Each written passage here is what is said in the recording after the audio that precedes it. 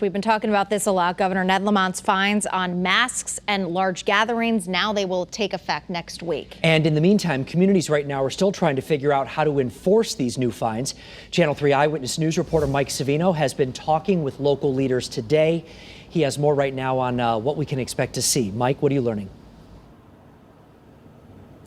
Yes, and Aaron and Mark, they are actually still continuing to work with their local police departments and health departments. These town officials saying they're still figuring out the logistics of how it's going to work, and it will look different from town to town. Some of that, of course, will depend on staffing levels within each town, but also some town officials just don't really think this mask fine is going to work.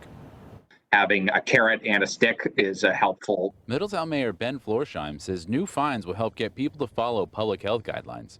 Governor Ned Lamont announced new fines for those who violate orders on mask wearing and large gatherings. Currently, crowds of more than 25 people inside and 100 outside. The fines are expected to start sometime next week. Failing to wear a mask could land you a $100 fine.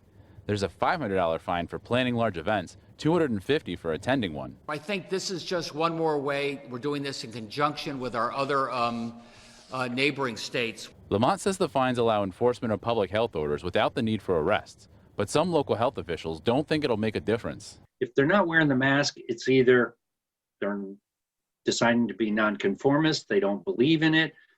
I don't think the fine is going to change their mind. Smaller towns also have limited staff. In Chaplin, the regional health department will also handle restaurant complaints. All others will go to the first selectman with help from a resident trooper as needed.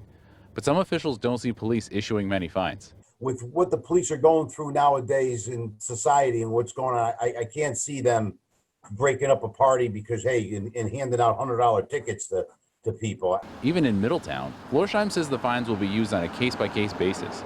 The goal is to first convince people to follow health guidelines without a fine.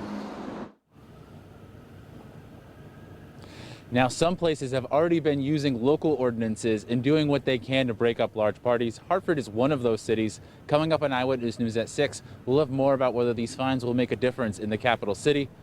Live from the mobile newsroom, Mike Savino, Channel 3 Eyewitness News.